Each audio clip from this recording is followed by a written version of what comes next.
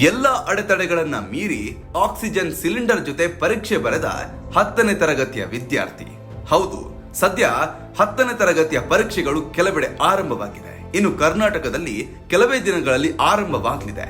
ಇಂತಹ ಸಂದರ್ಭದಲ್ಲಿ ಪರೀಕ್ಷೆಗೆ ಹೆದರಿ ಶಾಲೆಗೆ ಹೋಗದಿರುವುದು ಅಥವಾ ಪರೀಕ್ಷಾ ಕೊಠಡಿಗೆ ಹೋಗದಿರುವುದು, ಕೆಲವರು ಪರೀಕ್ಷೆಗೆ ಹೆದರಿ ಸಾವಿಗೆ ಈಡಾಗುವಂತಹ ಘಟನೆಗಳು ಎಲ್ಲ ಕಡೆ ಕೇಳ್ತಿದ್ರೆ, ಆಂಧ್ರ ಪ್ರದೇಶದ ಪ್ರಕಾಶಂ ಜಿಲ್ಲೆಯ ಕೋಟಪಟ್ಟಣಂ ಮೂಲದ 10ನೇ ತರಗತಿಯ ವಿದ್ಯಾರ್ಥಿ ಕೌಶಿಕ್ ತನ್ನ ಅಸಾಧಾರಣ ಹೋರಾಟದ ಮೂಲಕ ಅನೇಕರ ಮನಸ್ಸನ್ನ ಕದ್ದಿದ್ದಾನೆ.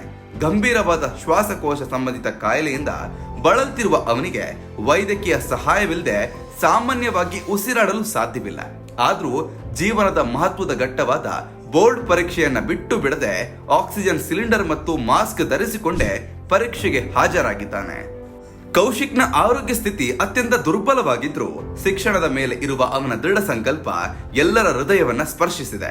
ಜೀವ ಉಳಿಸುವ ಸಾಧನಗಳ ಸಹಾಯದಿಂದಲೇ ಅವನು ಪರೀಕ್ಷೆ ಬರೆಯಬೇಕಾದ ಪರಿಸ್ಥಿತಿ ಇದ್ರೂ ಅವನು ಹಿಂಜರಿಯಲಿಲ್ಲ. ಈ ಘಟನೆಯ ಹಿಂದೆ ಇರುವ ದುಃಖದ ಸಂಗತಿ ಏನಂದ್ರೆ, ಅವನ ಕುಟುಂಬ ಎದುರಿಸುತ್ತಿರುವ ಭಾರಿ ಆರ್ಥಿಕ ಸಂಕಷ್ಟ. ಹೌದು, ವೈದ್ಯರು ಕೌಶಿಕ್ಗೆ ಶಾಶ್ವತ ಪರಿಹಾರ ಏನು ಅಂತ ಹೇಳಿದ್ದಾರೆ. ಅದೇನಂದ್ರೆ ಲಂಗ್ ಟ್ರಾನ್ಸ್ಪ್ಲಾಂಟ್ ಮಾತ್ರ ಎಂದು ತಿಳಿಸಿದ್ದಾರೆ. ಆದ್ರೆ ಈ ಶಸ್ತ್ರಚಿಕಿತ್ಸೆಗೆ ಸುಮಾರು 50 ಲಕ್ಷ ರೂಪಾಯಿ ಖರ್ಚಾಗ್ತದೆ. ಸಾಮಾನ್ಯ ಕುಟುಂಬದಿಂದ ಬಂದಿರುವ ಕಾರಣ ಇಷ್ಟು ದೊಡ್ಡ ಮೊತ್ತವನ್ನ ಭರಿಸುವುದು ಅವರಿಗೆ ಸಾಧ್ಯವಾಗಲಿಲ್ಲ. ಇಂತಹ ಜೀವಪಾಯದ ಪರಿಸ್ಥಿತಿಯಲ್ಲಿಯೂ ತನ್ನ ಶಿಕ್ಷಣಕ್ಕೆ ಮೊದಲ ಆದ್ಯತೆಯಾಗಿ ನೋಡಿದ ಕೌಶಿಕ್ನ ಧೈರ್ಯ ಮತ್ತು ಹೋರಾಟ ಮನೋಭಾವ ಸಮಾಜಕ್ಕೆ ಪ್ರೇರಣೆಯಾಗಿದೆ. ಭವಿಷ್ಯವನ್ನ ಕಟ್ಟಿಕೊಳ್ಳಲು ಕೆಲ ವಿದ್ಯಾರ್ಥಿಗಳು ಎದುರಿಸಬೇಕಾದ ಕಠಿಣ ಸವಾಲುಗಳನ್ನ ಈ ಘಟನೆ ಮನವರಿಕೆ ಮಾಡಿಸುತ್ತೆ. ಎಲ್ಲವೂ ಸರಿ ಇದ್ದು ಪರೀಕ್ಷೆಗೆ ಹಾಜರಾಗದ ವಿದ್ಯಾರ್ಥಿಗಳಿಗೆ ಕೌಶಿಕ್ನ ಈ ನಿಲುವು ಸ್ಫೂರ್ತಿಯಾಗಬಹುದು. ದಯವಿಟ್ಟು ಈ ವಿಡಿಯೋವನ್ನ ಎಲ್ಲಾ ವಿದ್ಯಾರ್ಥಿಗಳಿಗೆ, ಎಲ್ಲಾ ಮನೆಗಳಿಗೆ ಶೇರ್ ಮಾಡಿ. ಪರೀಕ್ಷೆ ಬರೆಯಲು ಸಜ್ಜಾಗಿರುವ ಎಲ್ಲಾ ವಿದ್ಯಾರ್ಥಿಗಳಿಗೆ ಈ ಒಂದು ಕತೆ ಸ್ಫೂರ್ತಿದಾಯಕವಾಗಿರಲಿ, ಅವರ ಮನಸ್ಸಿಗೆ ಶಕ್ತಿಯನ್ನ ತುಂಬಲಿ. ಧನ್ಯವಾದಗಳು.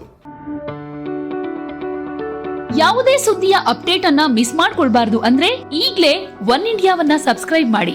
ನಿಮಗೆ ಬೇಕಾದ ಭಾಷೆಯಲ್ಲಿ ಎಲ್ಲಾ ಸುದ್ದಿ ತಿಳಿಬೇಕು ಅಂದ್ರೆ ಒನ್ ಇಂಡಿಯಾ ಆಪ್ ಅನ್ನ ಡೌನ್ಲೋಡ್ ಮಾಡ್ಕೊಳ್ಳಿ.